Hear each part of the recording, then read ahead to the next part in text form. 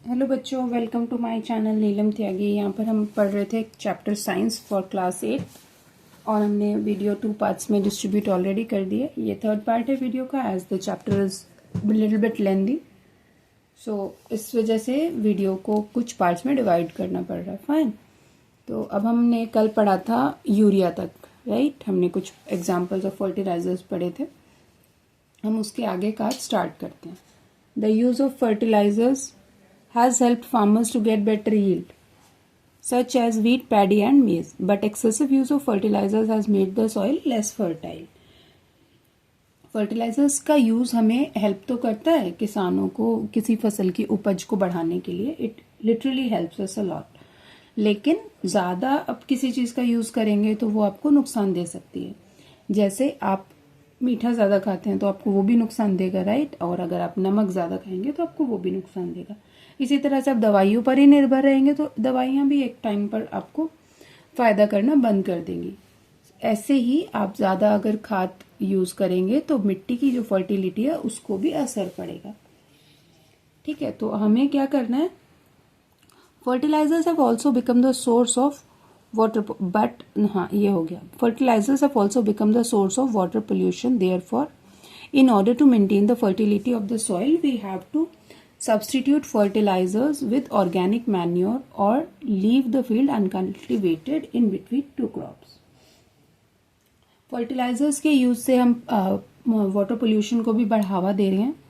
इन और उससे बचने के लिए हम क्या कर सकते हैं, हम अपने खाद में ऑर्गेनिक मैन्योर का यूज कर सकते हैं या फिर फर्टिलाइजर में मिला करके ऑर्गेनिक मैन्योर हम फिर उसको यूज कर सकते हैं। तो उसकी जो डाइल्यूट हो जाता है ना, जैसे उसकी थोड़ी जो हार्मफुल सब्सटेंस है वो एक लेवल पर कम हो जाते हैं। लेकिन सबसे बेस्ट तरीका क्या है, दो क्रॉप्स के बीच में, दो फसल के बीच में खेत को खाली छोड़ दिया जाए। उससे क्या होगा, कल हमने पढ़ा था माइक्रो ऑर्गेनिजम्स की वजह से सॉइल अपने न्यूट्रिएंट्स वापस से रिप्लेनिश कर लेता है।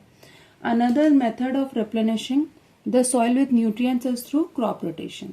एक और मेथड होता है, उसको बोलते हैं क्रॉप रोटेशन। क्रॉप रोटेशन क्या होता है, हमने चैप्टर में पढ़ा था अर्लियर कि एक बार हमने गेहूं बो दिया, अगली बार हमने सरसों बो दी, फिर हमने चावल बो दिए, ऐसे करके हम रोटेट करेंगे तो रिस्पेक्टिवली सॉइल में जो न्यूट्रिएंट्स हैं उनकी इतनी कमी नहीं होगी। ठीक है।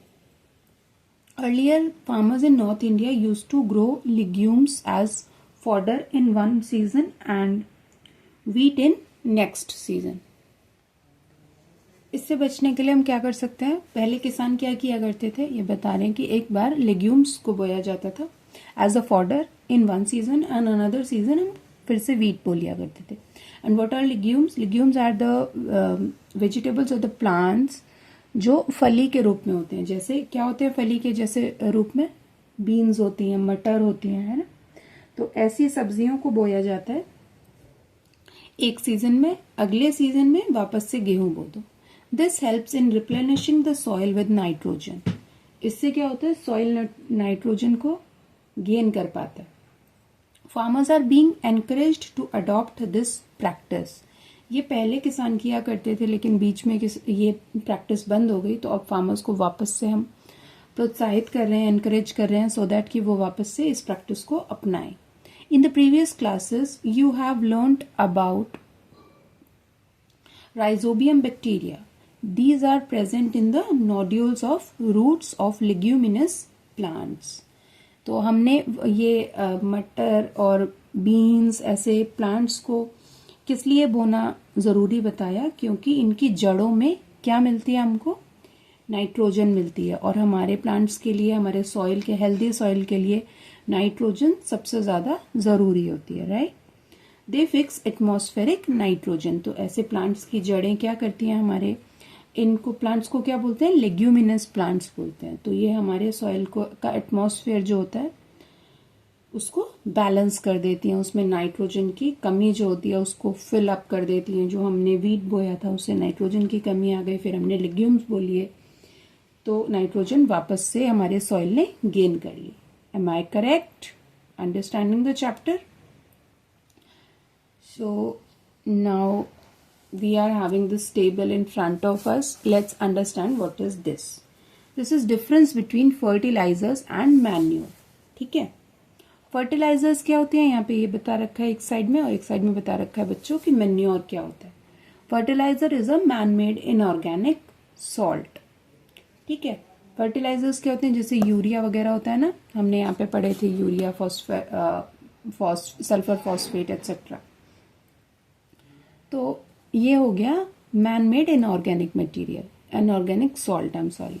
अब मैन्योर क्या होता है, manure is a natural substance obtained by the decomposition of cattle dung और plant residues. Fertiliser is prepared in factories. Fertilisers को कहाँ प्रिपेयर किया जाता है बच्चों, फैक्ट्रीज में. Okay, manure can be prepared in the fields. ठीक है, खाद को हम कैसे बनाते हैं हमने पढ़ा था, डिकम्पोज कर देते हैं एक बड़े लार्ज एरिया में, खुली जगह में, खुले मैदान में हम एक पिट तैयार करते हैं, गड्ढा खोदते हैं, उसके बाद हम कैटल डंग, गाय के गोबर को क्या करते हैं, गाय भैंस के गोबर को उसमें स्टोर करते हैं. प्लांट्स का रेसिड्यू होता है, वेस्ट होता है, सूखे हुए प्लांट्स, पत्तियां, जो भी चीजें डिकम्पोज हो जाती हैं हम उन सबको एक पिट में भर देते हैं. फिर जब वो डिकम्पोजिशन प्रोसेस उनका कंप्लीट हो जाता है तो वो एक खाद के रूप में तैयार हो जाता है. अभी फर्टिलाइजर कहाँ पैदा बनता है, फैक्ट्रीज में. खाद कहाँ बनता है, हमारे फील्ड्स में. Fertilizers does not provide any humus to the soil. Fertilizers हमारी जो जमीन है उसको बिल्कुल भी न्यूट्रिएंट मतलब प्राकृतिक रूप से उसको हेल्दी नहीं कर पाते हैं. Manure provides lots of humus to the soil so that it can hold water in it. Okay, fertilizers are very rich in plant nutrient like nitrogen, phosphorus and potassium. Manure is relatively less rich in plant nutrients. ये एक यहाँ पर अंतर है, लेकिन ये इतना बड़ा अंतर है, स्टिल हम दोनों को मिला करके यूज करने की सलाह हम अपने किसानों को हमेशा से दिया करते हैं. देखो, फर्टिलाइजर्स बहुत रिच होते हैं, उनके पास में नाइट्रोजन बहुत होता है, न्यूट्रिएंट्स बहुत होते हैं जो प्लांट्स को जरूरी हैं. मैन्योर में कम होते हैं क्योंकि ये नेचुरल प्रोसेस के थ्रू हो रहा है. ठीक है, तो हम क्या करते हैं, हमने बताया था ना यहाँ पर कि मिक्स करके यूज करते हैं. फर्टिलाइजर्स में मैन्योर को मिक्स कर लो और फिर उसको यूज करो. अब ये टेबल 1.1 था, इससे हमने क्या सीखा, it gives the difference between fertilizers and manure. अभी हम एडवांटेजेस ऑफ मैन्योर पढ़ेंगे. Okay, The organic manure is considered better than fertilizers. This is because काहे के लिए ये जरूरी होता है, ये अच्छा होता है फर्टिलाइजर्स से, पता नहीं क्यों होता है, अभी देखते हैं क्या बताते हैं हमारे महाशय. It enhances the water holding capacity to the soil. आपको पता है, जब आप जैसे आप कभी गमले में ये चीज ट्राई करना, ये बुक में अभी तो नहीं है, आगे हो सकती है, पता नहीं. आप ना गमले में ये मैन्योर होता है ना, आप घर पे खेत पे तो आप नहीं जा पाएंगे, या कभी जाएं तो मौका मिले देखना. गमले में आप ये मैन्योर ले आइए और उसको डाल दीजिए. ठीक है, और उसके ऊपर फिर थोड़ा पानी डाल दीजिए. आप देखेंगे कि वो गमले की मिट्टी जो है वो काफी टाइम तक नम रहेगी, भीगी रहेगी, क्योंकि उससे वाटर होल्डिंग कैपेसिटी जो है वो बढ़ जाती है. क्योंकि मिट्टी क्या हुई, थोड़ी और वो हो गई, भरी भरी हो गई, सो दैट उसने पानी को पकड़ लिया. पहले तो वो मैन्योर पानी पकड़ेगा, मैन्योर अपने अंदर पानी रख लेगा, फिर वो धीरे धीरे सॉइल के पास में जाएगा, और ये प्रोसेस थोड़ा टाइम ले लेती है, जिससे कि हमारे सॉइल में नमी बरकरार रही. It makes the soil porous due to which exchange of gas becomes easy. इससे क्या होता है, ये हमारी मिट्टी में जाकर के उसको, जैसे ये खाद होता है ना, ये ऐसे देखने में तो बहुत ज्यादा लगता है, लेकिन वैसे वो पोरस होता है. पोरस कैसे, स्पॉन्ज होती है ना पोरस, उसमें हल्के हल्के छेद होते हैं, जिससे कि क्या होता है, अब वो ये पोरस क्वालिटी क्या चीज में हेल्प करती है, इससे ऑक्सीजन अच्छे से जमीन में चली जाती है. It increases number of friendly microbes. इससे क्या होता है, ये डिकम्पोजिशन प्रोसेस के थ्रू बना होता है, और इसमें डिकम्पोजिशन लगातार चलती रहती है. किसके थ्रू, माइक्रोब्स के थ्रू. और ये कौन से माइक्रोब्स होते हैं, जो हमारी सॉइल के लिए फ्रेंडली होते हैं. It improves the texture of the soil. ये हमारी मिट्टी की जो टेक्सचर होती है उसको इम्प्रूव कर देता है। अगला क्या है, इरिगेशन। 1.6 is irrigation. ओके, ऐसे ही मैं अपनी बुक को गंदा कर देती हूँ आपको पढ़ाने के चक्कर में। Let me rub it. And फिर हम शुरू करते हैं। All living beings need water to live. Water is important for proper growth and development. हम सभी जीव जंतुओं के लिए जल आवश्यक है। अब मैं प्रॉपर हिंदी में भी पढ़ा सकती हूँ, आपको पता है। Water is important for proper growth, लेकिन मुझे पता है कि आपको प्रॉपर हिंदी समझ में नहीं आएगी, that's why I am mixing English and Hindi both. तो जल हमारे जीवन के लिए अनिवार्य है, जिससे कि हमारी बढ़त अच्छे से हो सके। कुछ समझ में आया तो मैं दोबारा से बोल देती हूँ। पानी जो है हमारे लिए बहुत एसेंशियल होता है, जिससे हम डेवलप अच्छे से हो सके, हमारी बॉडी अच्छे से ग्रो कर सके। Okay, water is absorbed by the plant root. Along with water minerals and fertilizers are also absorbed. पानी के साथ साथ मिट्टी हमारी क्या क्या करती है, मिनरल्स अब्सॉर्ब कर लेती है, फर्टिलाइजर्स अब्सॉर्ब कर लेती है। Plants contain nearly 90% of water. पौधों के अंदर 90% के करीब पानी पाया जाता है। Water is essential because germination of seed does not take place under dry condition. पानी किस लिए जरूरी होता है, अगर पानी है तो जर्मिनेशन प्रोसेस जो है सीड के अंदर डेवलप हो पाएगा। अगर पानी नहीं है, पानी की कमी है, तो बीज जो है वो सूख जाएगा। ये एक और एक्सपेरिमेंट के थ्रू आप करके देख सकते हैं, हमने यहाँ पर किया भी हुआ है, ये मूंग दाल वाला है ना। तो आप, मम्मा कभी कभी चने की चाट बनाती हैं, मैं तो बहुत बनाती हूँ, मुझे पर्सनली भी बहुत पसंद है। तो चने की चाट अगर हमें बनानी होगी तो हम, ऐसा तो नहीं है ना डिब्बे में से चने निकाले और फटाक से कढ़ाई में फ्राई कर दिए, बिल्कुल भी नहीं बनेंगे वो, दांत और टूट जाएंगे चनों के चक्कर में। तो उसके लिए हम क्या करेंगे, चनों को भिगाएंगे। अब उन भीगे हुए चनों को आप क्या करो, आपने आज वो भिगा दिए, राइट, वो ओवरनाइट भीग गए। सुबह को उन सारे चनों को एक हैंकी लीजिए, अच्छा साफ हैंकी लेना, ओके, और उसमें वो चने डाल दीजिए पानी निकाल करके। पानी निकल के अब उनकी एक गांठ बनाइए, गांठ लगा दीजिए उनमें, और उनको ऐसे टैप के ऊपर या हुक के ऊपर कहीं भी टांग दीजिए। टांगने के बाद अब उसको फिर से एक ओवरनाइट के लिए छोड़ दीजिए।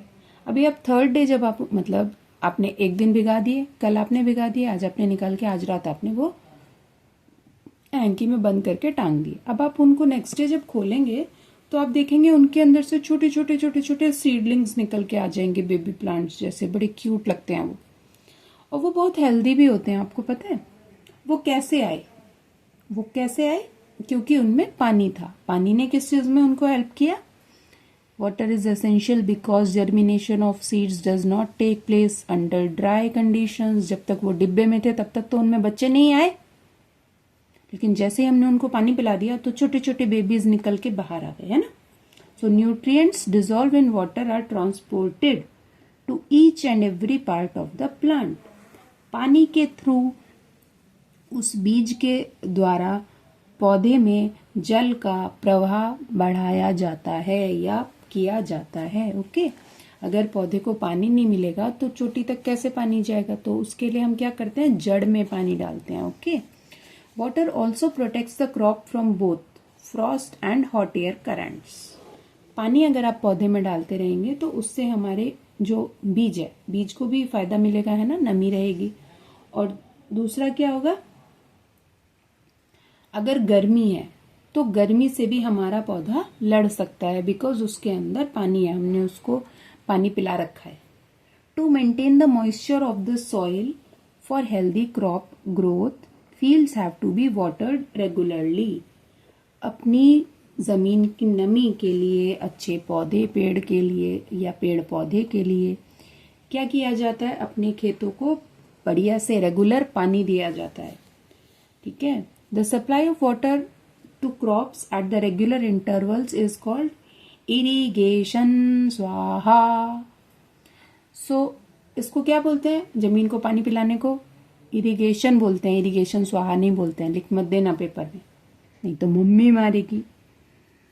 The time and frequency of irrigation varies from crop to crop. अभी देखो ऐसा भी नहीं है कि हर प्लांट को आप पानी पिलाते रहेंगे, ओके, थोड़े कभी कभी ग्लास नीचे भी रख देना। अब ये ना डिफरेंट डिफरेंट क्रॉप्स के ऊपर वेरी करता है। किसी किसी पौधे को आप जानते हैं, किसी किसी पौधे को बहुत पानी देना पड़ता है। कोई कोई पौधे ऐसे होते हैं, प्लांट्स ऐसे होते हैं, क्रॉप ऐसे होती है, वो बिना पानी के भी चल जाता है उनका, वो लाइक मेरी तरह होते हैं, वो ऐसे मैनेज कर लेते हैं किसी के भी साथ में। जैसे आलू सब्जी के साथ कैसे भी मैनेज कर ही लेता है बेचारे को, कैसे ही कर दो आप। ऐसे ही कुछ प्लांट्स ऐसे होते हैं जिनको पानी बहुत ज़्यादा चाहिए, कुछ ऐसे होते हैं जिनको चाहिए ही नहीं। जैसे चावल होते हैं ना, मूंजी बोते हैं, तो मूंजी के खेतों में पानी ऐसे भर के रखा जाता है, भैया तुम डूब डूब के मरो इसमें, लेकिन अच्छे से हो जाओ। उसी जगह, उसी के ऑपोजिट मूंगफली ऐसा वो है क्रॉप या सीड या फल, उसको इतना पानी की जरूरत नहीं होती। और आप जानते हैं मूंगफली ऐसे सूखे इलाकों में, भूड़ बोलते हैं जिनको, वहां पर पैदा की जाती है। अभी हम वापस आ गए, तो क्रॉप टू क्रॉप हमने पढ़ लिया। अब soil to soil and season to season. अरे ये तो मैंने पढ़ा दिया आपको।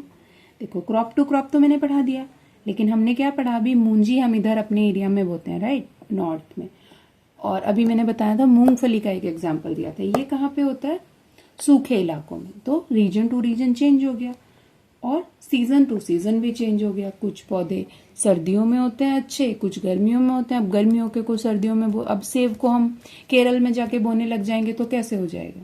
उसी तरह अगर हम नारियल के पौधे को कश्मीर में जाके लगा देंगे तो कैसे आ जाएगा, नहीं आएगा ना। यह कॉपी मत करो, जिसको जहां पे पैदा होना है, let it go there and take birth. Why is it so?